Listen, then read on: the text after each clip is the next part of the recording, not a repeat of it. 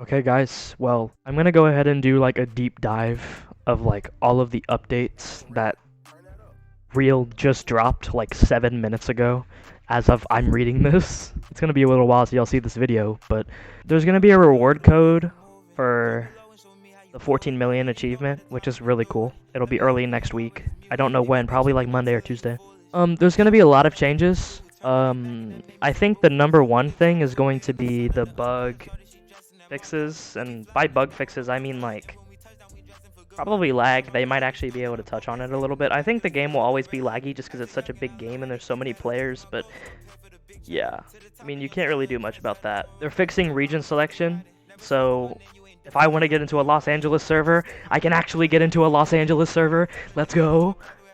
Other things, like small things, like they're fixing the ball physics. Like there's gonna be more bounce, so it's actually like a basketball. And it won't roll like crazy fast. Like in a lot of basketball games, like the ball will just roll really, really fast out of bounds when it hits the ground. That shouldn't happen. But now we get into the major things. Defensive pushback stun cooldown decreased, and interior defense attribute matters more and it scales better. That means for guards that like upgraded their interior to maybe a 30 or 40, they're probably going to get a little bit more contest.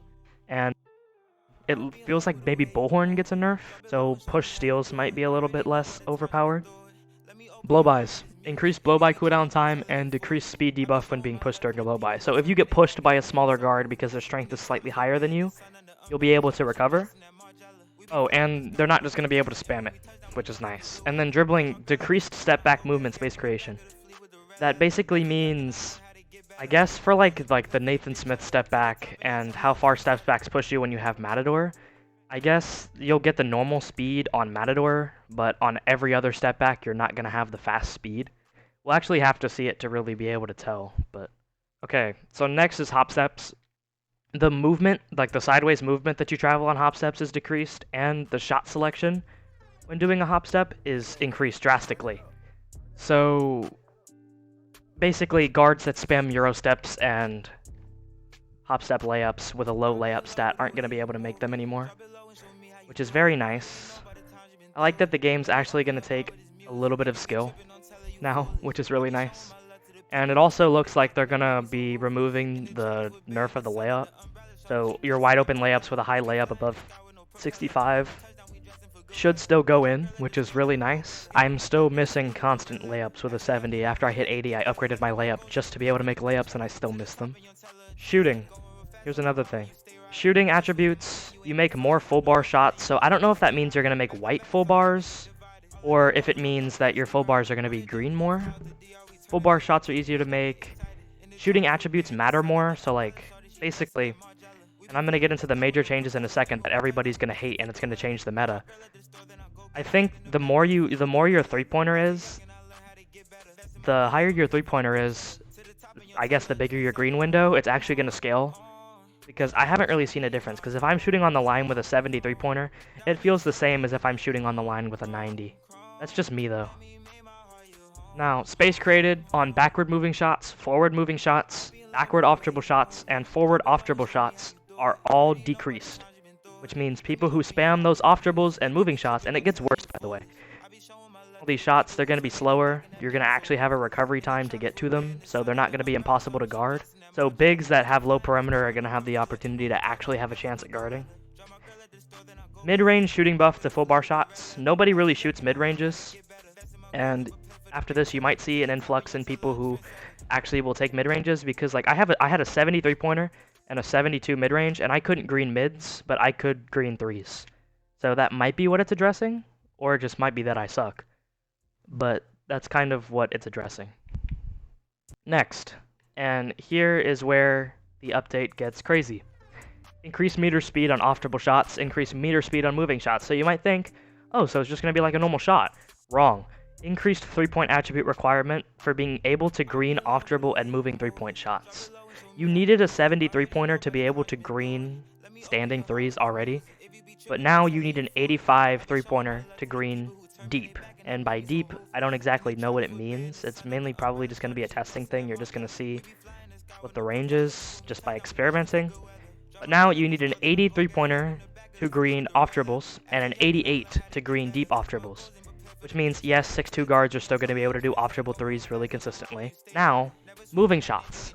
You need an 86 three-pointer to green moving shots and a 92 three-pointer to green deep moving shots, which means 6'2 through 6'5 guards are no longer going to be able to green or really even make moving shots.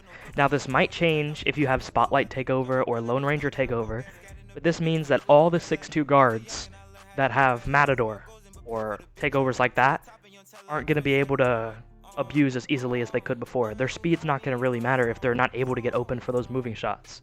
So that will change the meta a little bit. Then we have wide open shots give a slight boost to the green window only on standing shots. People who run 70, 71, 72 through 80 three-pointer, they're going to be able to shoot.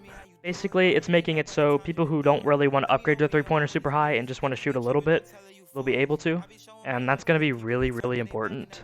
That's basically all the changes to shooting. It's a lot, so if you need to go back in the video and check, I recommend you do, or go and look at the Discord message if I missed anything.